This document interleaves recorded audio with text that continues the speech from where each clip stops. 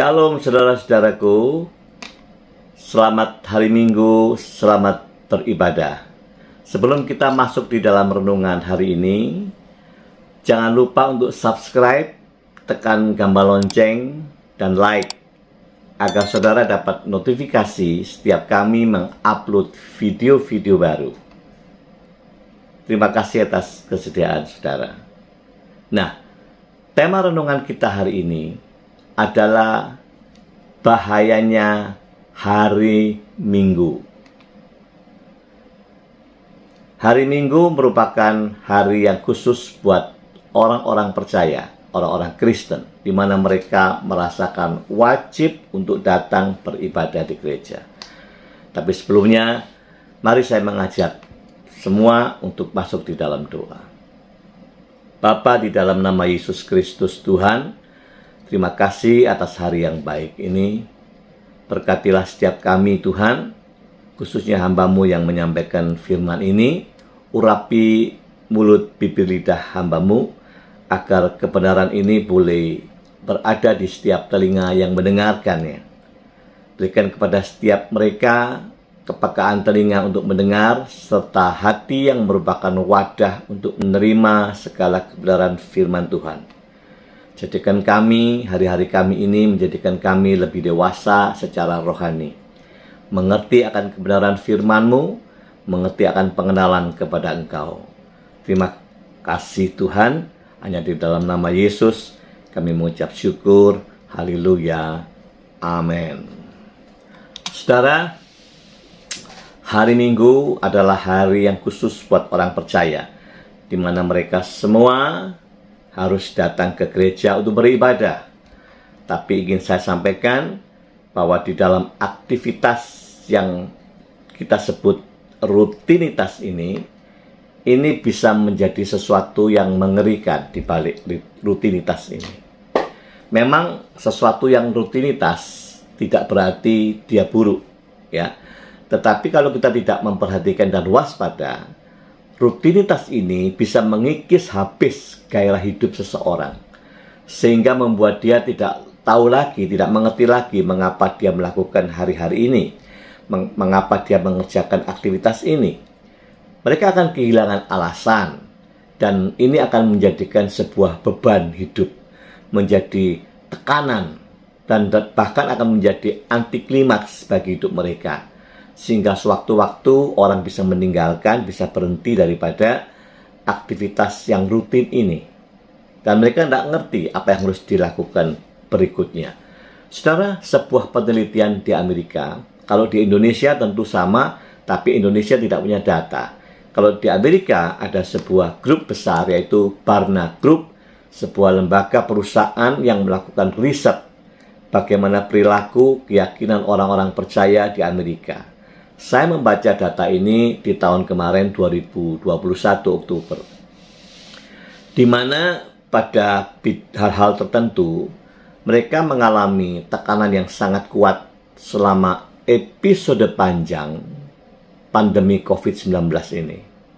Ini membawa pengaruh baik dari sisi spiritual, sisi kejiwaan, sisi fisik mereka, bahkan sisi finansial mereka. Dan rupanya efek ini sangat memukul berat kepada beberapa hamba Tuhan di Amerika. Data dari penelitian itu disimpulkan bahwa 30% para hamba Tuhan itu meninggalkan dunia pelayanannya. Sangat menyedihkan. Dan rupanya data yang saya baca itu sudah terlambat kalau saya dapatkan informasi yang hari-hari ini. Dikatakan bahkan hari ini sudah mencapai 60%. Ya, sangat mengejutkan. Nah, saudara, para hamba Tuhan itu boleh dikatakan mereka ini membuat keputusan di dalam keputusasaan, dan ini berbahaya. Seperti kehidupan kita di dalam hal rutinitas ini, di balik hal-hal yang rutin ini, saudara bayangkan, ini bisa melahirkan sebuah keadaan kebosanan atau kejenuhan. Pernahkah saudara merasa bosan? Bosan di dalam hal ke gereja, bosan beribadah, bahkan bosan melakukan semua aktivitas yang bersifat rohani. Sebuah jurnal psikologi yang meneliti perkara ini mengatakan bahwa kebosanan itu merupakan kondisi psikologis yang berupa ketidakpuasan, rasa frustasi, rasa kecewa, dan rasa ketidaktertarikan. Di dalam perkara ini saya ingat di dalam Ayub 10 ayat 1. Itu dikatakan, aku telah bosan hidup, aku hendak melampiaskan keluhanku, aku hendak berbicara dalam kepahitan jiwaku. Ini perkataan Ayub yang pernah mengatakan, aku telah bosan hidup. Dan ini berkaitan sekali dengan keadaan jiwa Ayub. Nah, saudara perhatikan ya, dampak buruk rutinitas ibadah ini. Dari sisi jemaat, dampak buruk rutinitas ini akan menimbulkan apa? Saudara perhatikan, bukankah ada orang-orang yang datang ke gereja, tetapi mereka bisa tidur di dalam gereja? Menyedihkan sekali kan? Mereka sibuk-sibuk ke gereja, tetapi mereka tidur di gereja. Mereka tidak lagi fokus, tidak lagi konsentrasi apa yang disampaikan oleh hamba Tuhan. Bahkan mereka mungkin sibuk main gadget atau sibuk ngobrol dengan rekan-rekannya. Mereka datang hanya merupakan kewajiban setor muka, merasakan sudah bayar utang lunas kalau udah minggu ke gereja. Dan di sisi pelayan Tuhan, mereka yang ada di mimbar sama, saudara. Pendeta mungkin berkhotbah hanya karena merasakan ini kewajiban. Sesuatu yang biasa, yang rutin mereka lakukan. Pemain musik, worship leader, atau singer, dan lain-lain, semuanya mereka akan terjebak di dalam rutinitas ini. Nah, jebakan inilah mereka merasakan sesuatu yang kehilangan nilai atau kehilangan bobot yang sebenarnya. Mereka itu kehilangan kualitas diri di hadapan Tuhan. Ya. Nah, inilah yang disebut saudara dengan istilah ritual tanpa roh spiritual. Ya. Jadi ritual tanpa semangat spiritual. Dan ini menyedihkan sekali. Di dalam Yesaya 29 ayat 13 dikatakan demikian. Dan Tuhan telah berfirman, oleh karena bangsa ini datang mendekat dengan mulutnya dan memuliakan aku dengan bibirnya, padahal hatinya menjauh daripadaku dan ibadahnya kepadaku hanyalah perintah manusia yang dihafalkan. Dan ini diulang di dalam Matius 15 ayat 7 dan 8. Hai orang-orang munafik, benarlah nubuat Yesaya tentang kamu. Bangsa ini memuliakan aku dengan bibirnya, padahal hatinya jauh daripadaku. Umat Israel rupanya terjebak di dalam rutinitas ibadah. Mereka sudah kehilangan nilai-nilai atau bobot yang sebenarnya. Mereka kehilangan kualitas diri di hadapan Tuhan. Dan ini rupanya juga merasuki kondisi seperti ini di zaman-zaman ini. Ya. Mereka masuk di dalam keadaan kebosanan, kejenuhan, keletihan, kekecewaan. Dan tidak jarang mereka akan masuk di dalam keadaan menjadi hidup yang pasif. Padahal di dalam Roma 12 ayat 11 dikatakan demikian, saudara. Janganlah hendaknya kerajinanmu kendor, tapi biarlah rohmu menyala-nyala dan layanilah Tuhan. Roh yang menyala-nyala dan layanilah Tuhan. Di dalam 2 Timotius 4 ayat 2, beritakanlah firman, siap sedialah baik atau tidak baik waktunya. Nyatakanlah apa yang salah, tegurlah, dan nasihatilah dengan segala kesabaran dan pengajaran. Saudara, kalau demikian apa yang harus dilakukan agar rutinitas kita itu tetap memiliki nilai-nilai atau bobot di mata Tuhan. Sekali lagi, saya tidak katakan bahwa semua rutinitas itu buruk. Tetapi rutinitas yang kehilangan nilai atau bobot yang sebenarnya, itulah rutinitas yang membahayakan. Nah, sekarang kita pikirkan sekali lagi apa yang harus kita kerjakan agar rutinitas yang kita kerjakan itu tidak kehilangan nilai. Ingat, orang-orang Kristen, orang-orang percaya termasuk hamba-hamba Tuhan, itu tidak jauh dari aktivitas yang bersifat rutin. Dan ini sekali lagi kalau kita tidak menyadari, ada jebakan di balik rutinitas itu. Nah, saudara, untuk memberikan gambaran ini lebih jelas, saya mengajak saudara dan saya masuk di dalam analogi sebuah gambaran gempa bumi, earthquake. Ya. Saudara perhatikan, kalau terjadi gempa bumi, itu selalu ada istilah di mana titik gempa itu berada.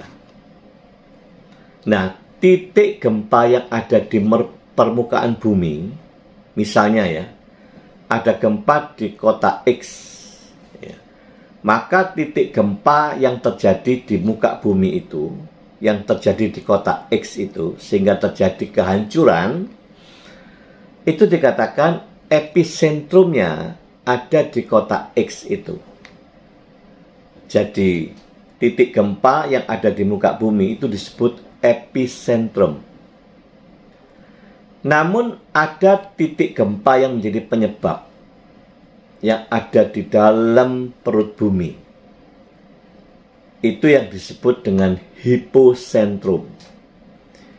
Hipocentrum adalah titik gempa yang disebabkan oleh adanya patahan-patahan lapisan tanah di dalam bumi atau pergerakan atau pergeseran, ya, sehingga menarik garis ke atas muncullah gempa yang disebut tadi epicentrum, ya.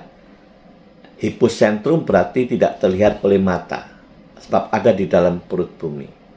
Epicentrum adalah gejala-gejala yang ada di atas permukaan bumi yang kita kenal dengan titik gempa epicentrum. Nah, semoga analogi yang saya gambarkan ini akan memperjelas pembicaraan kita. Jadi sekali lagi, semua gejala yang kelihatan mata di atas muka bumi ini disebabkan oleh sesuatu di dalam perut bumi atau yang kita kenal hipocentrum yang terus menarik garis vertikal ke atas menyebabkan gempa yang bisa kita lihat di atas muka bumi. Nah, saudara, mari kita masuk di dalam kondisi di mana manusia-manusia hidup hari-hari ini, mereka yang mengalami kecemasan, kekhawatiran, kegalauan, cemas, putus asa mungkin. Dan semua ini nampak di dalam kehidupan mereka, hari-hari mereka. Ya, jadi ini sesuatu gambaran yang nampak, kelihatan mata. Dan tentu ini disebabkan oleh sesuatu yang tidak kelihatan yang di dalam hidup mereka. Yaitu apa? Adanya tekanan di dalam jiwa mereka. Jiwa yang tidak kelihatan inilah yang akan berdampak di dalam keadaan mereka dari hari-hari mereka. Yaitu timbul rasa khawatir, takut, cemas yang nampak di dalam perilaku mereka. Ini contoh-contoh kehidupan nyata, ya.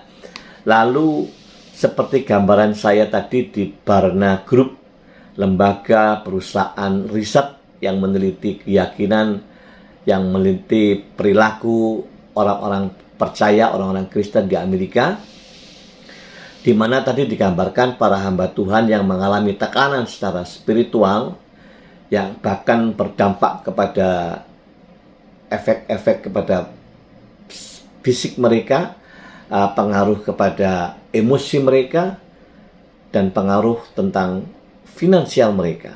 Sehingga mereka merasakan khawatir, takut, cemas, bagaimana biaya pelayanan mereka, bagaimana keadaan gereja-gereja mereka ke depan. ya. Belum lagi terjadi saling pindah antar jemaat atau saling berselisih antar jemaat.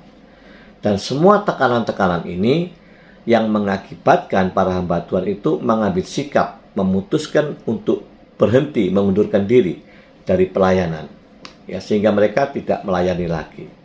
Dan inilah gejala yang kelihatan mata. Ini tentu disebabkan oleh sesuatu yang di dalam dirinya yang tidak kelihatan mata, yaitu adanya tekanan di dalam jiwa mereka.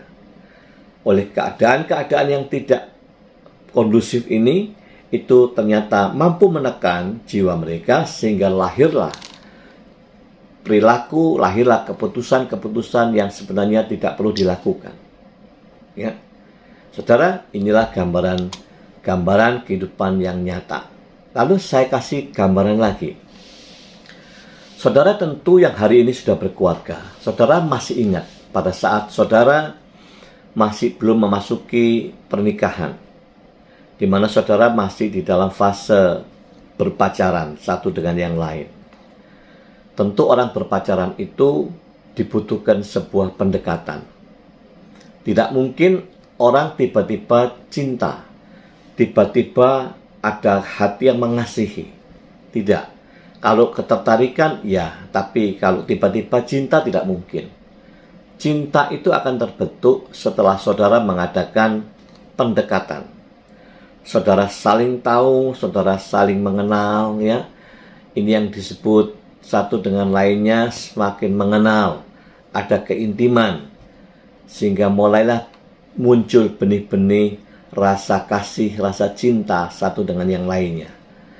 Nah, akibat cinta ini, saudara perhatikan, apapun akan dikerjakan, apapun berani dikorbankan untuk calon suami atau istri ini.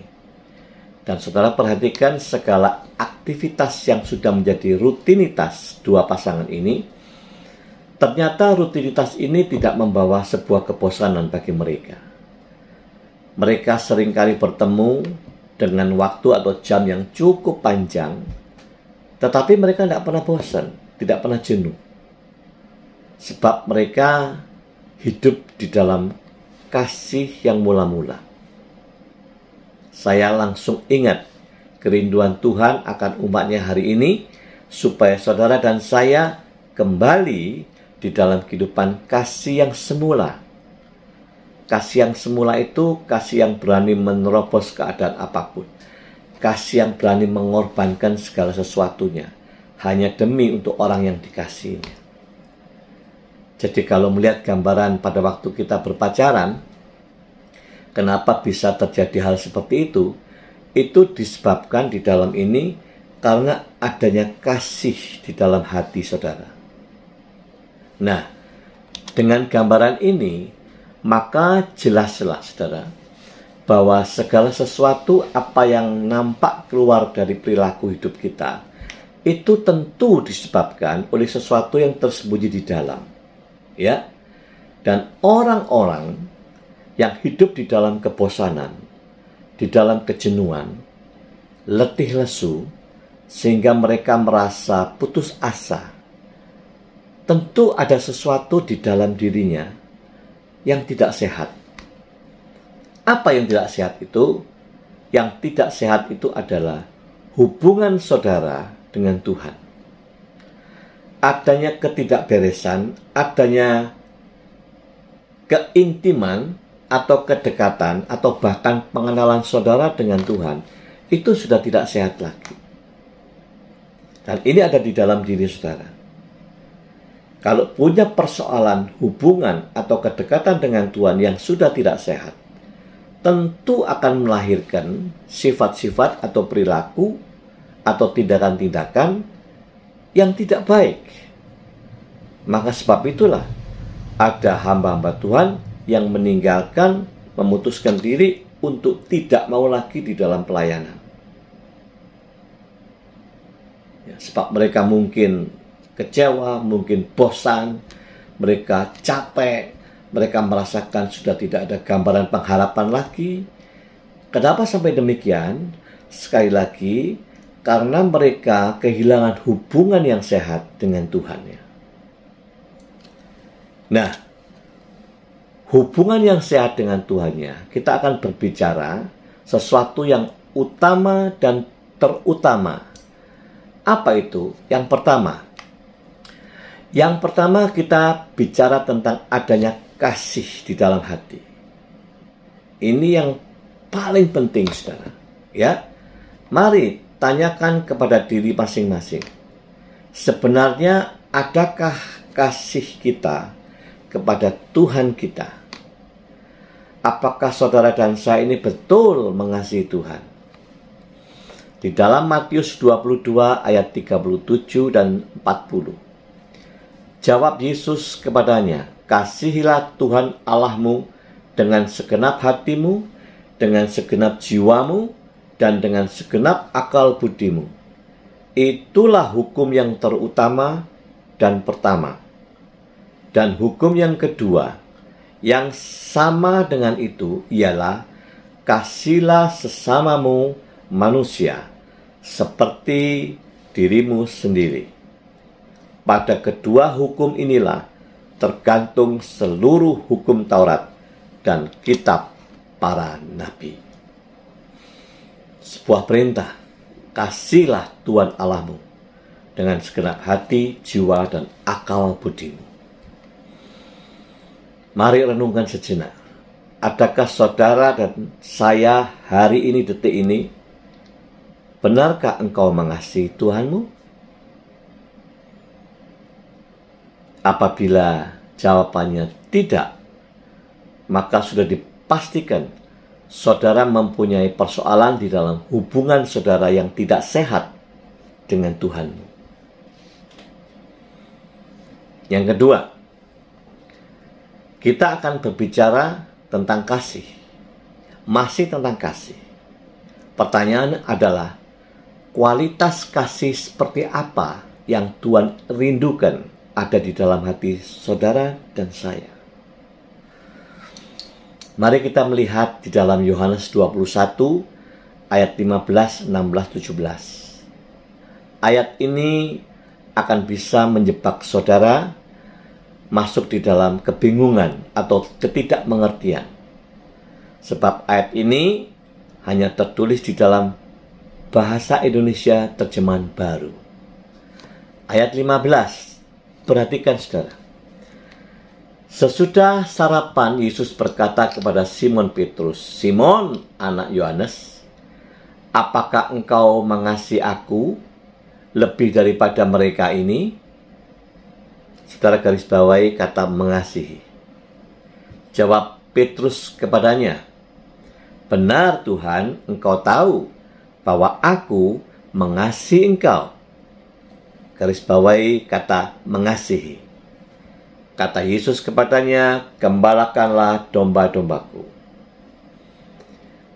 Ayat 16. Kata Yesus pula kepadanya untuk kedua kalinya, "Simon anak Yohanes, apakah engkau mengasihi aku?" Garis bawahi kata mengasihi. Jawab Petrus kepadanya, "Benar Tuhan, engkau tahu bahwa aku mengasihi engkau." Mengasihi. Kata Yesus kepadanya, "Gembalakanlah domba-dombaku." Lalu ayat 17. Kata Yesus kepadanya untuk ketiga kalinya, "Simon anak Yohanes, apakah engkau mengasihi aku?" Maka sedih hati Petrus karena Yesus berkata untuk ketiga kalinya, "Apakah engkau mengasihi aku?" Dan ia berkata kepadanya, "Tuhan, engkau tahu segala sesuatu. Engkau tahu bahwa aku mengasihi engkau." Kata Yesus kepadanya, "Gembalakanlah domba-dombaku."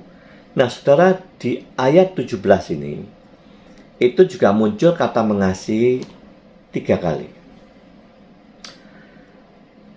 Yesus menanyakan dengan kata, "Apakah engkau mengasihi aku?" Lalu Petrus juga menjawab dengan merespon, "Apakah engkau mengasihi aku?" Dan kata lagi, "Aku mengasihi engkau." Jadi ada muncul 3 kata kasih di ayat 17. Kalau saudara membaca ayat 15, 16, 17, semua di sana hanya ada satu kata yang sama, yaitu kasih, mengasihi. Ini di dalam bahasa Indonesia. Sehingga kita menjadi heran, kenapa Tuhan bertanya mengasihi itu yang sama 3 kali.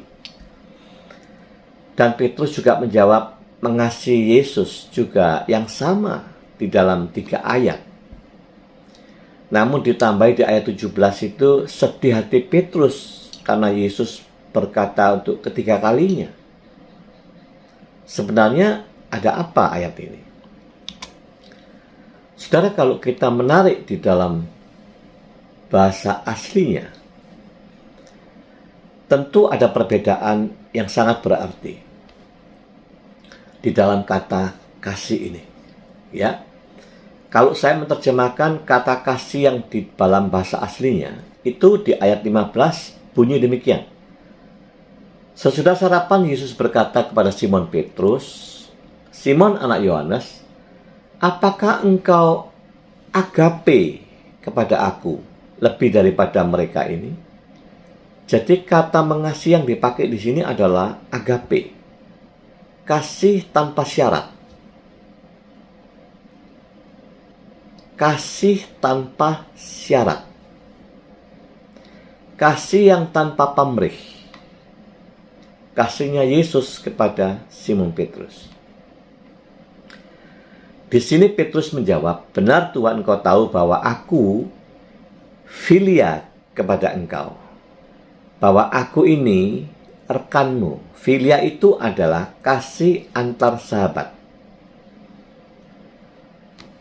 Aku mengasihi engkau, engkau mengasihi aku. Itu kasih filia di dalam bahasa Yunani.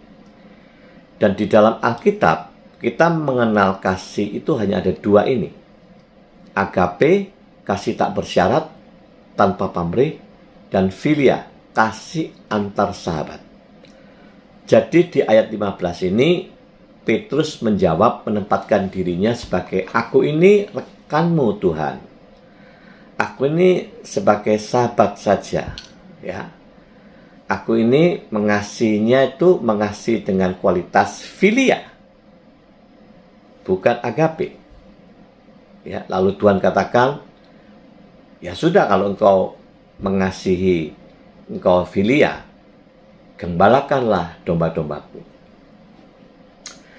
Ayat 16 diulang untuk kedua kalinya. "Simon anak Yohanes, apakah engkau agape kepada aku?" kata Yesus. Simon Petrus jawab juga, "Benar Tuhan, engkau tahu bahwa aku ini rekanmu, aku ini filia kepada engkau." Tetap dia katakan filia. Lalu Tuhan Yesus katakan, "Gembalakanlah domba-dombaku." Perhatikan ayat 17. Di sini ada perbedaan. Kata Yesus kepadanya untuk ketiga kali, "Simon anak Yohanes, apakah engkau filia kepada aku?" Bukan apakah engkau agape kepada aku, tapi Simon Petrus, apakah engkau hanya filia, kira-kira begitu ya. Engkau cuma filia saja kepada aku? Maka sedihlah hati Petrus karena Yesus bertanya untuk ketiga kalinya, "Apakah engkau filia kepada aku?" Saudara, di sini Petrus jujur.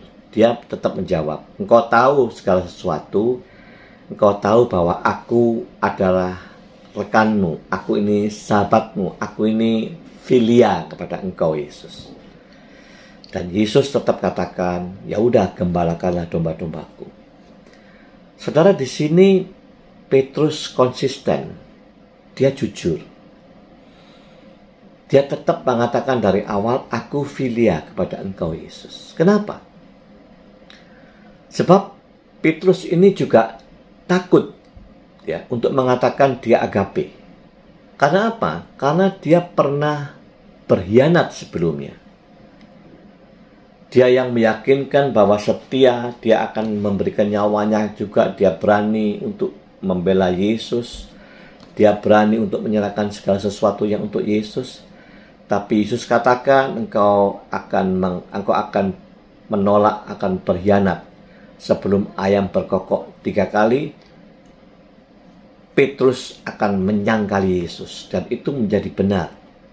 Sebelum ayam berkokok, ternyata Petrus itu menyangkali. Petrus menyatakan, aku tidak tahu, tidak mengenal Yesus. Demi keselamatan dirinya. Di sini saya mengerti, saudara. Kenapa Yesus itu merindukan kita pun ini punya kualitas kasih yang agape. Tapi Petrus sadar dan tahu. Dia takut kalau dia katakan agape, dia bohong. Sebab dia pernah kalah. Dia pernah berkhianat kepada Yesus. Tapi kerinduan Tuhan Yesus supaya saudara dan saya itu agape. Yaitu kasih yang tidak pamrih. Kasih yang tanpa syarat, sehingga orang bisa tetap setia, orang berani berkorban untuk Yesus. Memang secara manusia, kekuatan kita tidak mampu. Tetapi ingat, hari ini pun saudara dan saya tentu sanggup, kalau Tuhan rindukan untuk perintahkan supaya kita mengasihi dengan kualitas agape, Tuhan akan menyuruh orang sesuatu yang sanggup dikerjakan oleh orang itu. Tidak mungkin sesuatu yang tidak sanggup tapi Tuhan perintahkan. Ya. Kenapa kita sanggup? Sebab Roh Kudus itu tinggal di dalam setiap hati orang yang percaya. Dan Roh Kudus itu sekali lagi, dia permanen tinggal di dalam hati saudara. Sebenarnya di dalam Yohanes 13 ayat 34 sudah dikatakan, aku memberikan perintah baru kepadamu, yaitu supaya kamu saling mengasihi, sama seperti aku telah mengasihi kamu. Demikian pula kamu harus saling mengasihi. Nah, kata kasih di sini yang merupakan perintah baru kata Tuhan. Kata kasih yang di sini adalah yang dipakai agape. Jadi terjemahannya kira-kira demikian, yaitu supaya kamu saling agape. Sama seperti aku, seperti Yesus, itu agape kepada kamu. Demikian pula, kamu harus saling agape. Kamu dengan sesamamu, kamu harus saling mengasihi dengan kualitas kasih agape. Kasih yang tanpa pamrih, kasih yang tidak bersyarat. Saudara, sesuatu yang luar biasa yang Tuhan perintahkan kepada setiap hati orang percaya, yaitu milikilah kasih yang kualitasnya itu levelnya level agape. Karena Tuhan mengerti, kalau kasihmu itu agape, engkau tidak akan berkhianat kepada Tuhan. Engkau akan tetap setia sampai akhir hidupmu. Sekarang yang ketiga. Masih dalam bentuk pertanyaan, bagaimana caranya saudara dan saya bisa punya kasih kepada Kristus? Kalau bagian yang pertama, kita bicara tentang apakah kita mengasihi Kristus? Sebab itu perintah. Kasihilah Tuhan Allahmu. Lalu yang kedua, kasih kualitas apa? Kasih jenis apa yang Tuhan rindukan ada di antara saudara dan saya? Yang ketiga, ini pertanyaan bagaimana saudara dan saya ini bisa mengasihi Kristus? Bisa ada kasih di dalam kita? Tentu saudara, tidak mungkin saudara dan saya mengasihi Kristus kalau hidup saudara dan saya tidak punya hubungan yang intim, tidak punya kedekatan, tidak punya saling mengenal satu dengan yang lain. Maka oleh karena pengenalan saudara dan saya akan Kristus, maka sangat dimungkinkan kita akan mengasihi Kristus.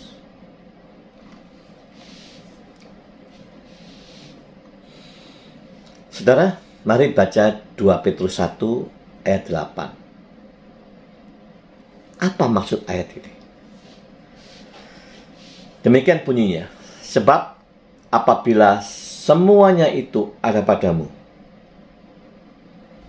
Sebab apabila semuanya itu ada padamu dengan berlimpah-limpah, kamu akan dibuat menjadi giat, penuh gairah, penuh semangat hidup, dan berhasil dalam pengenalanmu akan Yesus Kristus, Tuhan kita. Apabila semuanya itu ada di dalam diri saudara dengan berlimpah-limpah, maka saudara dan saya akan disebut orang yang berhasil mengenal Kristus. Rupanya ini kuncinya, saudara. Lalu pertanyaannya, apa maksud semuanya itu?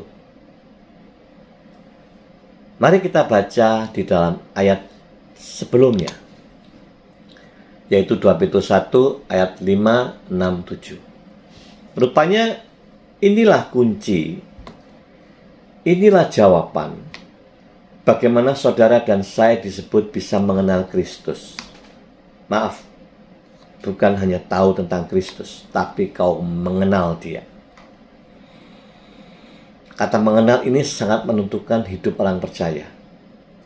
Sebab karena engkau mengenal Kristus, engkau akan mengasihi Kristus. Dan ayat firman Tuhan yang lain dikatakan, hidup kekal itu apa? Hidup kekal itu adalah engkau mengenal Kristus.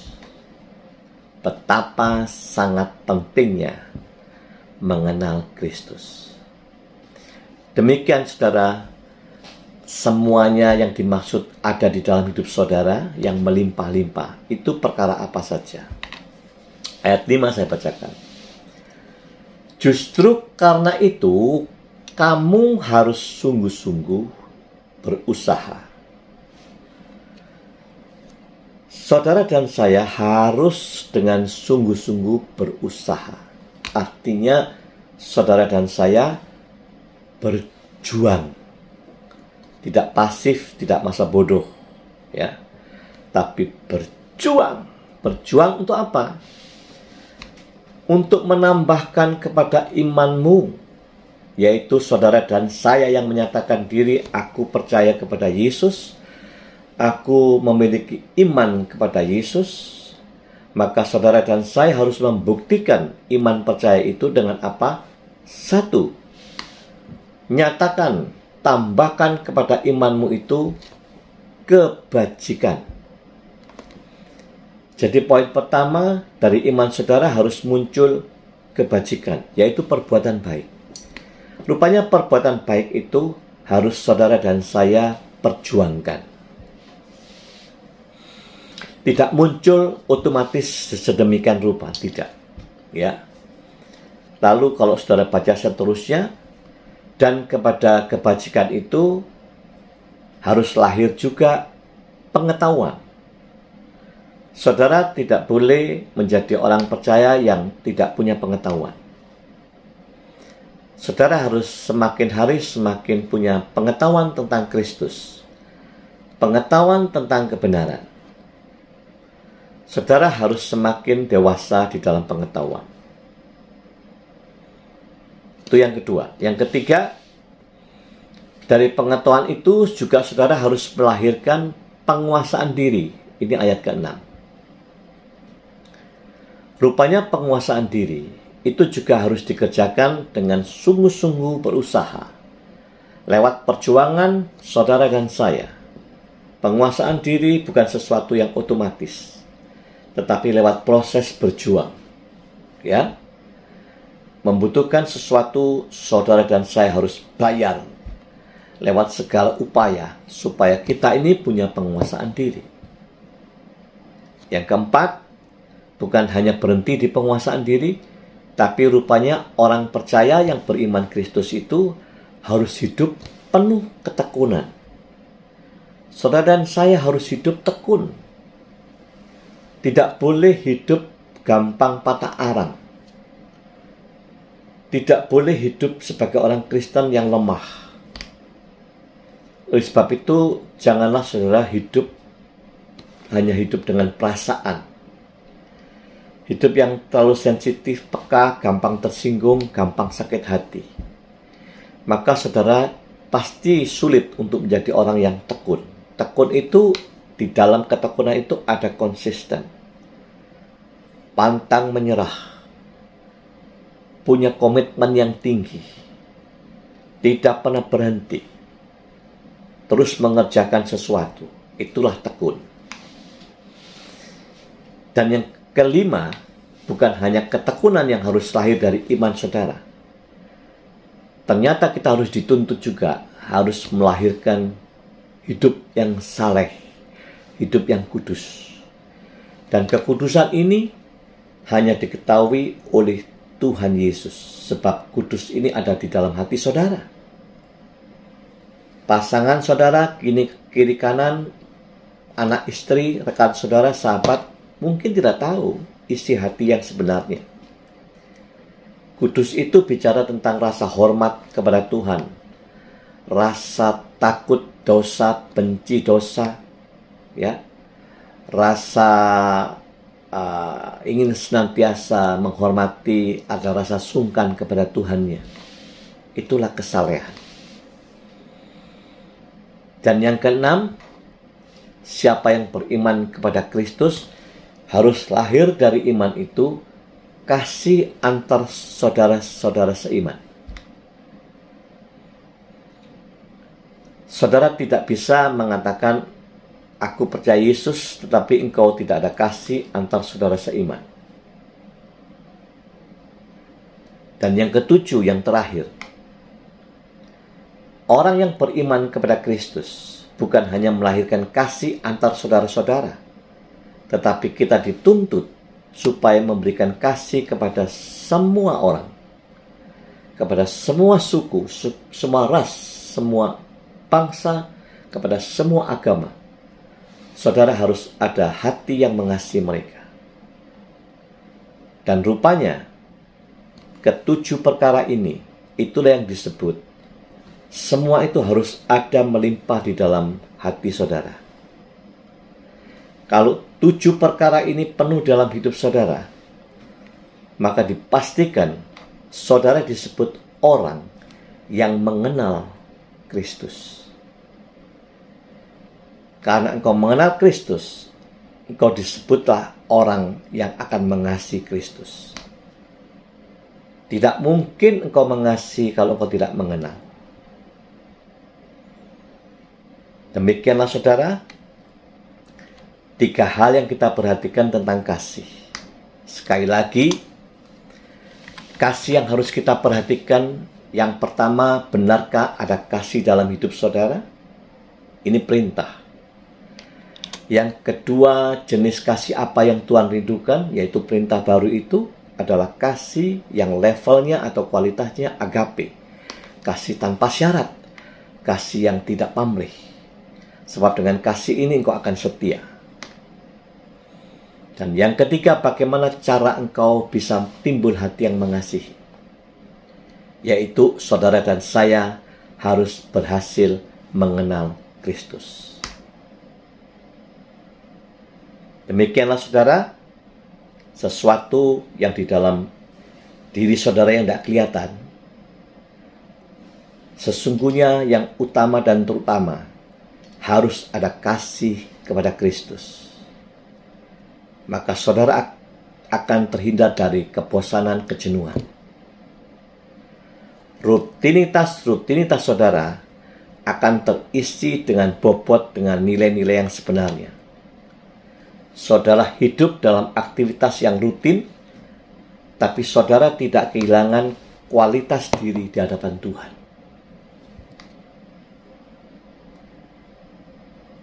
Amin. Mari kita berdoa. Demikianlah Tuhan firman yang sudah kami dengar. Kami mengucap syukur terima kasih Tuhan. Sebab segala sesuatu yang tersembunyi di dalam hati kami, itulah sesuatu yang sangat menentukan. sehingga segala perilaku yang muncul dari hidup kami, perkataan perbuatan kami, itu yang sesungguhnya terlahir di dalam hati kami. Oleh sebab itu Tuhan, kami mengerti rahasia ini, bahwa apabila kami memiliki hati yang mengasihi Kristus dengan kasih yang disebut agape. Agape itu adalah kasih Kristus kepada kami.